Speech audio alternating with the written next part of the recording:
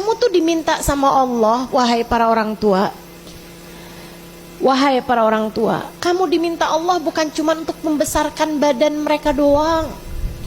Bukan untuk membesarkan badan mereka sampai bisa setinggi itu, sampai bisa sebesar itu, bukan. Kamu diminta Allah juga untuk membesarkan hatinya, maka besarkan hati anak-anakmu. Besarkan hati anak-anakmu. Sampaikan kepada mereka bahwa mereka adalah hamba yang terpilih dari begitu banyak hamba-hamba Allah di atas muka bumi ini. Enggak semuanya Allah izinkan sujud kepada Allah. Anakmu iya. Enggak semua orang di atas muka bumi ini Allah izinkan untuk mengerjakan sholat, untuk bersyahadat kalimat la ilaha illallah. Ada banyak di antara mereka yang lebih cakep, lebih pinter, lebih kaya daripada anak-anakmu. Orang tuanya lebih kaya, lebih mapan daripada dirimu. Akan tapi Allah nggak kasih itu. Kamu, anakmu adalah satu dari sekian orang yang Allah Subhanahu wa taala izinkan kalian untuk menghadap kepada Allah, menyebut nama Allah, bertasbih kepada Allah, sujud kepada Allah, memanggil-manggil nama Allah Subhanahu wa taala. Itu adalah tanda cinta Allah Subhanahu wa taala kepadamu dan kepada keluargamu. Syukuri itu. Kok malah sibuk-sibuk mikir bahwa kalau saya kaya saya mulia? Kamu mulia. Seperti apapun nilai saldomu, seberapapun harta yang kamu punya, kamu mulia sebab kamu hamba Allah Subhanahu wa taala. Kamu mulia sebab kamu umat baginda Nabi besar Muhammad sallallahu alaihi wasallam. Anak-anak mulia sebab mereka umatnya Nabi Muhammad sallallahu alaihi wasallam. Jangan pernah lupakan itu dan jangan pernah jadikan anakmu lupa kepada hal itu. Kamu harus menyampaikan hal ini kepada anak-anakmu. Kemudian pelajaran lain dari Ummu Umarah, cintai Nabi sebisamu mencintai seseorang. Nih Ummu Umarah nih, teman-teman saya sekalian. Ada anak, ada suami, ada diri sendiri.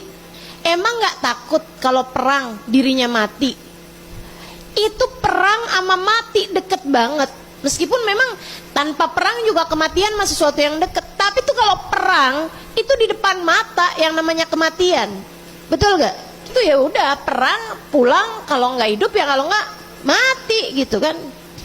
Udah habis selesai perang kan tinggal dihitung aja tuh korbannya berapa, maksudnya yang tewas berapa, yang hidup berapa, udah tinggal dihitung aja gitu.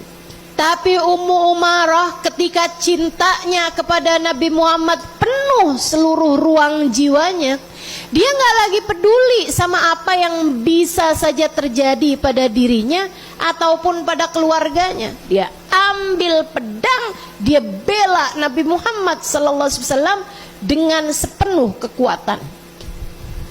Itu cinta, teman-teman. Dan cinta tuh kekuatannya luar biasa. Saya sangat berharap kamu, saya, kita semuanya dalam hidup bersenjata dengan senjata cinta. Dalam hidup kita ini bersenjatalah kamu dengan senjata cinta. Sebab hidup ini adalah tentang peperangan.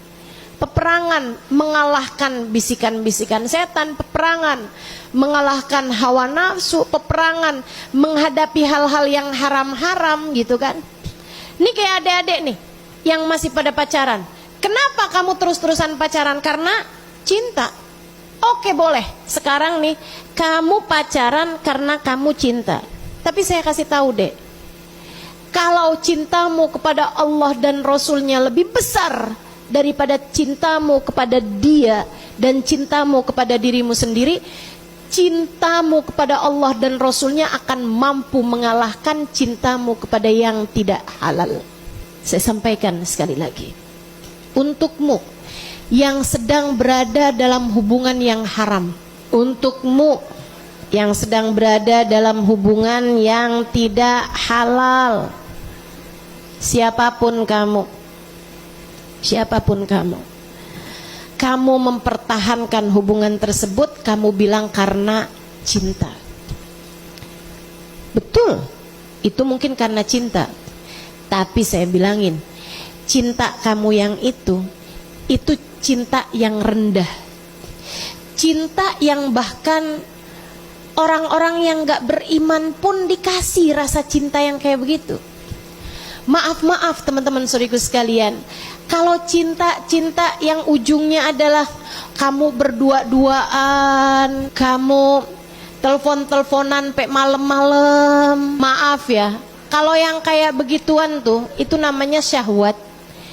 Itu tuh binatang juga punya. Kucing tuh kok udah berisik, katanya dia mau kawin. Kamu tuh jangan pas kalau kamu lagi cinta kayak begitu, kamu jadi berisik tuh kayak kucing. Adik-adik, teman-teman saudariku sekalian yang saya muliakan, itulah kayak begituan tuh cinta-cinta yang rendah, cinta-cinta yang membawamu kepada dosa. Sering saya sampaikan padamu, cinta sejati tidak membawa kepada dosa. Cinta sejati membawa kepada surga. Cinta sejati membawa kepada Allah Sang Pencipta. Cinta sejati menuntunmu kepada baginda Nabi besar Muhammad. Cinta yang sejati seperti itu. Cintanya ibu kepada anaknya, cinta istri kepada suaminya, cinta suami kepada istrinya. Meskipun ada banyak perempuan-perempuan cantik di luar sana menggodanya, dia tidak tergoda dengan mereka semuanya karena dia mencintai istrinya. Itu namanya cinta sejati. Cinta seorang istri yang meskipun suaminya nggak bisa kasih dia banyak hal, nggak bisa ngasih dia liburan kemana-mana, nggak bisa ngasih dia barang-barang mewah, tapi dia tetap istiqomah mencintai suaminya sebab dia tahu suaminya adalah hamba Allah, berpeluh, berkeringat untuk bisa menafkahi keluarganya. Maka dia tidak tertarik kepada yang haram-haram di luaran. Meskipun ada beberapa yang berusaha mendekatinya, dia tutup pintu hatinya sebab dia cinta kepada suaminya. Dia tahu cintanya kepada suaminya bisa membawanya kepada surga.